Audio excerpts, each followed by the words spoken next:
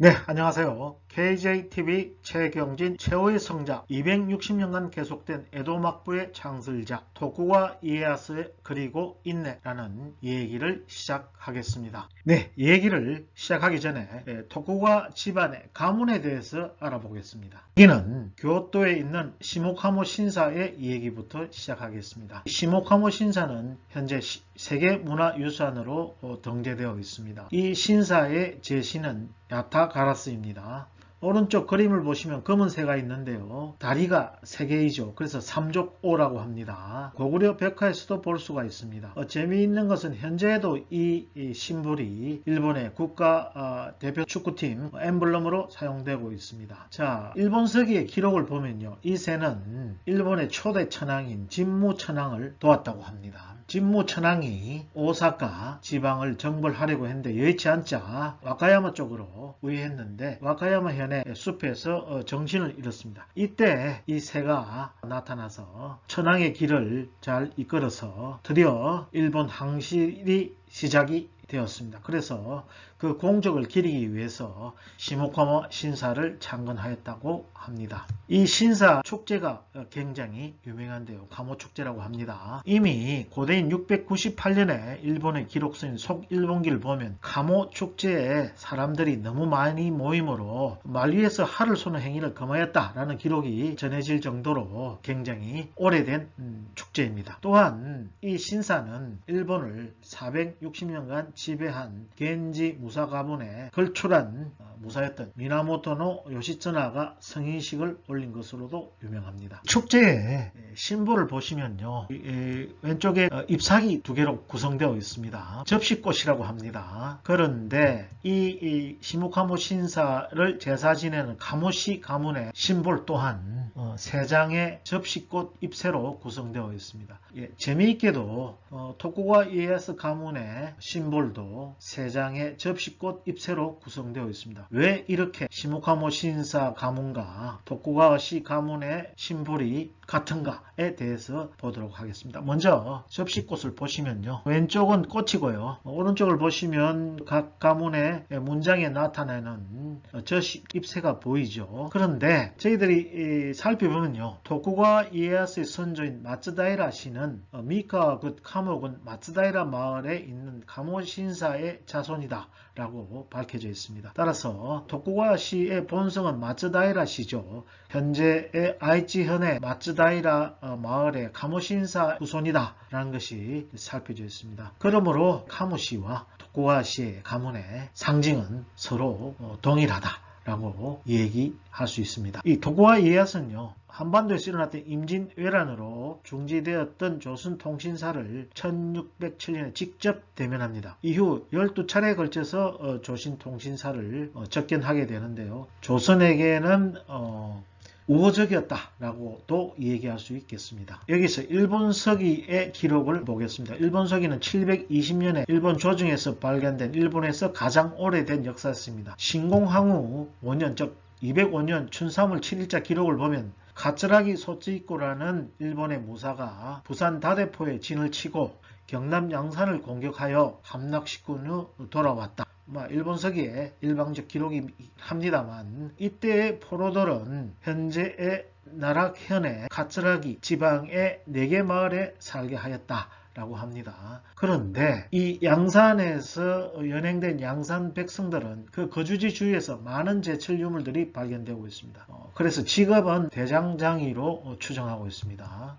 근데 이 양산 백성들이 주위에 가모신사의 신을 모시게 됩니다. 그래서 이 신사의 제사장이 바로 카모시다라는 것입니다. 카모시에 대해서 좀 더 알아보겠습니다. 이 카모시와 양산 백성과의 관계를 살펴보면요. 다른 일본의 고대 역사서 710년에 발간된 고지키를 보면요. 미와산 전설 항목에 카모시와 미와시는 선조가 같아. 그런데 이 미와시는 가야 피난민이다 라고 얘기하고 있습니다. 이 미와시는요. 왼쪽의 그림에 보는 미와 신사 제사 시족입니다. 미와 신사는 일본에서 가장 오래된 신사의 하나인데요. 사진은 미와 신사 토리입니다. 신사를 가리키는 출입문이 되겠죠. 그 높이가 32m입니다. 왜 미와 씨는 가야인 피난민인가?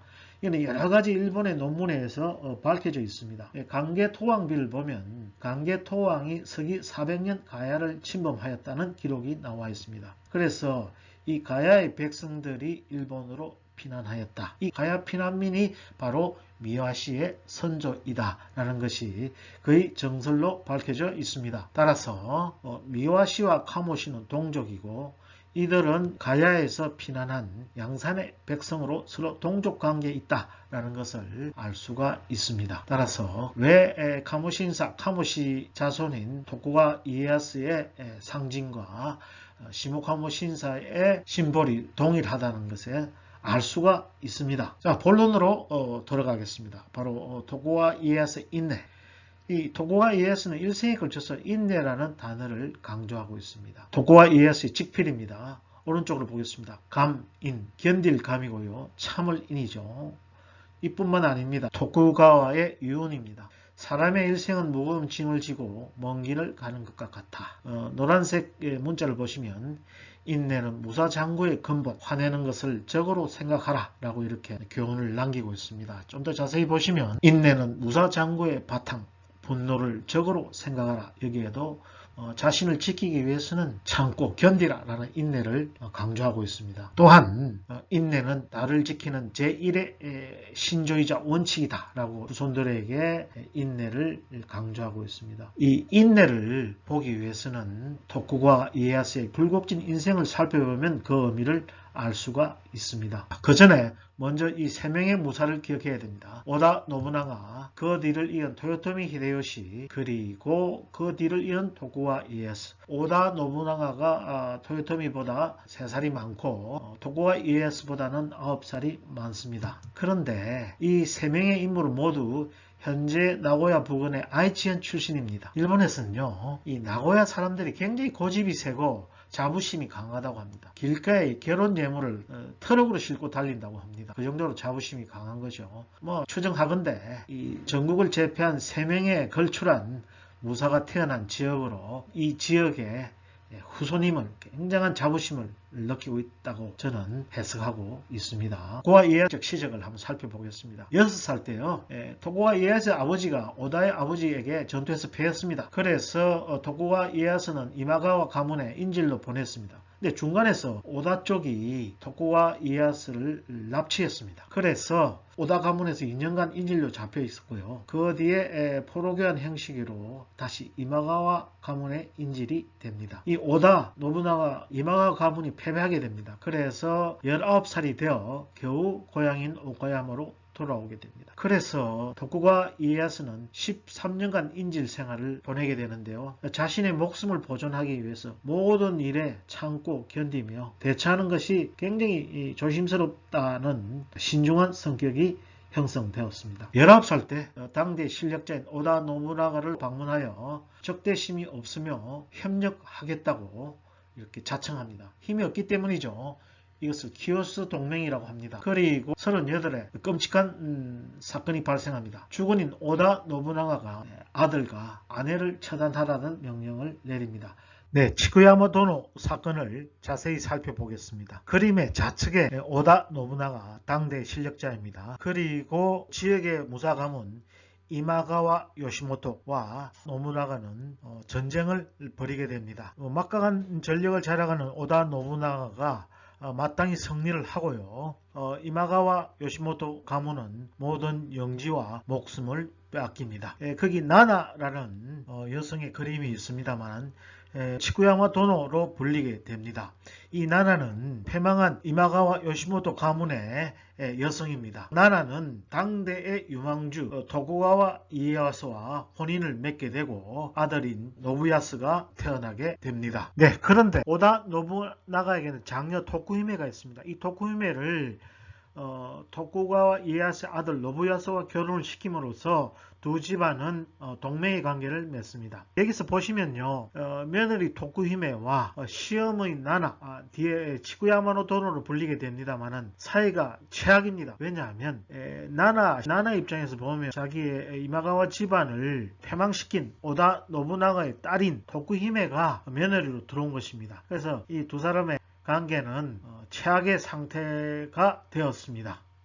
불화를 견디지 못한 도쿠히메는 아버지 오다에게 편지를 보냅니다. 시어머니가 적과 내통하고 있으며 불효를 했다 등등 12가지의 사항을 편지에 적어 보냅니다. 이를 읽은 아버지 오다 노부나가는 분노하여서 토쿠가에게 아내와 아들을 처단하라고 명령합니다. 1579년 토쿠가는 이 명령을 따릅니다. 그리고 오로지 인내할 따름입니다. 토쿠가 이에야스가 이로부터 24년 후에 에도에 에도막부를 세우고 전국을 통일하게 됩니다만 그때까지 토쿠가는 오직 인내하고 견디고 견딜 뿐이었습니다. 네, 아내의 희생도 희생이지만 아버지 토쿠가의 가장 큰 아픔은 큰 아들을 잃어버린 것이었습니다. 자식을 품에 안고 살아간다는 것은 아마 부모로서 가장 힘든 일일 것입니다.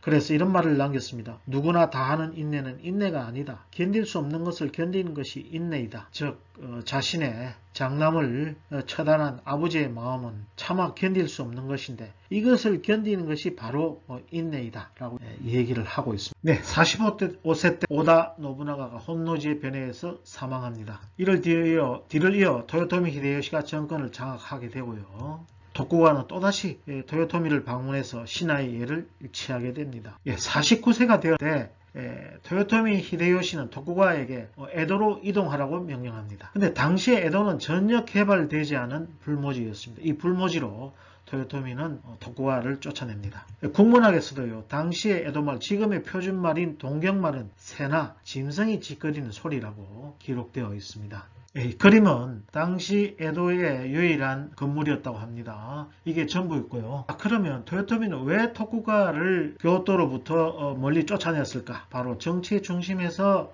격리시켰던 것이죠. 1592년 임진왜란 발발 때에도 토요토미는 토쿠가의 참전을 허락하지 않았습니다. 토요토미가 더 큰 공원을 세워서 성장하는 것을 싫어했겠죠. 그런데 역사에는 만약이라는 말이 없습니다만은 만약 토요토미에서 토쿠가가 에도로 옮기지 않았다면 지금의 도쿄는 존재하지 않았 얘기할 수 있겠습니다. 그리고 이때 세키가하라 전투가 발발합니다. 1598년 토요토미 히데요시가 사망합니다. 이 토요토미 가문을 지키려는 이시다 미츠나리와 정권을 장악하려는 토쿠가 사이에 결전이 벌어집니다. 결전이 벌어진 것을 좀 살펴보겠는데요. 지도에서 일본의 한가운데입니다. 거기에 점선 부분에 붉은 곳, 여기를 세키가하라라고 합니다. 이 세키라는 것은요, 주위가 산 둘러싸여서 이 관문을 통과하지 않으면 일본의 동에서 서로, 서에서 동으로 왕래할 수 없는 지역입니다. 그래서 이 지역은 전략적으로 굉장히 중요한 요충지죠. 좀 더 자세히 보면요, 붉은 곳이 바로 세키가하라입니다. 여기를 통과하지 않으면요, 서쪽인 오사카 쪽으로 갈 수가 없습니다. 현재도 보면 동해도 신칸센이 여기를 지나고 있습니다. 조금 상세하게 살펴보시면 점선부연이 세키가하라입니다. 그 서쪽에 토요토미의 가신인 이시다 미츠나리가 포진하고요. 그 오른쪽에 동군인 토쿠가 이에야스가 진영을 설치했습니다. 근데 재밌는 것은요, 이 코바야카와 히데아키인데요. 청면에다가 진을 설치했는데요. 9월 10일 날 아침부터 전투가 시작되어서 오전 12시경에 전투가 종료해서 토쿠가와 군의 승리로 끝이 납니다. 그런데요, 이 코바야카라는 젊은 무사는 사전에 이시다 미츠나리 밀약을 했습니다. 서로 아군이 되었는데요. 이상하게 이 전투가 발발하여도 코바야카는 동군인 토쿠가를 공격하지 않는 것입니다. 그래서 이시다 미츠나리는 보다 못해서 전령을 보냅니다. 빨리 공격하라고. 그래도 공격을 주저했습니다. 이 코바야카와는 이 양군을 보고 유리한 쪽에 가담하려고 마음먹었던 것 같습니다. 그래서 토쿠가 병력이 많은 토쿠가 쪽이 유리하자 바로 코바야카와는 서군의 측면을 돌파합니다. 그리고 이를 본 토쿠가 군이 정면을 돌파해서 불과 5시간 만에 전투가 끝나버렸습니다. 일설하면요, 사전에 토쿠가와 코바야카는 서로 밀약을 맺고 있었다라고 이렇게 얘기를 하죠. 62세 때 드디어 세키가하라 전투에서 승리하여 정권을 잡습니다. 그 다음에 에도에다 에도막부를 설치하게 됩니다. 그런데 이것으로 끝난 게 아닙니다. 때 오사카 겨울의 전투가 발발합니다. 오사카 후유노 진이라고 합니다. 뒤를 이어 토쿠가 이에야스가 천하 통일을 이루었는데 그러나 오사카 성에는 토요토미 아내와 아들이 살고 있었습니다. 도쿠가와는 이들을 관용을 베푸는 거죠. 그런데 문제는 이 세키가하라 전투에서 패한 서군들의 무사들 약 16만 명이 직업이 없는 거죠. 그래서 무기를 들고 낭인이 되었습니다. 사회가 굉장히 불온한 것이죠. 무기를 들고 무사들이 다니니까. 이 낭인이란 것은요, 로닌이라고 하는데요. 현대는 대학에 합격하지 못해서 재수를 하는 것을 로닌이라고 얘기합니다. 자, 이들이 오사카를 중심으로 불온한 움직임을 보입니다. 곤란하죠. 전투가 벌어지고 측의 우세한 전황 속에서 화해를 하게 됩니다. 반란군은 처벌하지 않는다. 즉 목숨을 보존한다. 대신에 오사카 성 주위에 해자를 메꾼다. 이 해자란 것은 성에 공격을 하지 못하도록 성 둘레에 강을 파는 거죠. 그래서 이 해자를 메꾸어 버리면 언제든지 공격할 수 있는 상황이 되죠. 그래서 오사카 성 주위 해자를 메꾸고 대신에 도요토미의 아내와 아들은 계속 오사카 성에 머물도록 이렇게 도쿠가와 이에야스는 허락을 하게 됩니다.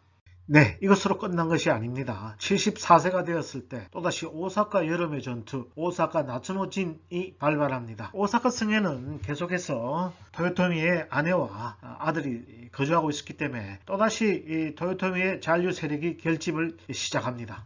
가신들이 해자를 메꾸고 무기를 준비하다는 정보가 들려왔습니다. 이에 도쿠가와가 74세의 나이로 직접 출진하게 됩니다. 그런데 일시라면 한때 본진이 돌파되어 도쿠가와의 목숨이 위험해지기도 했다고 합니다.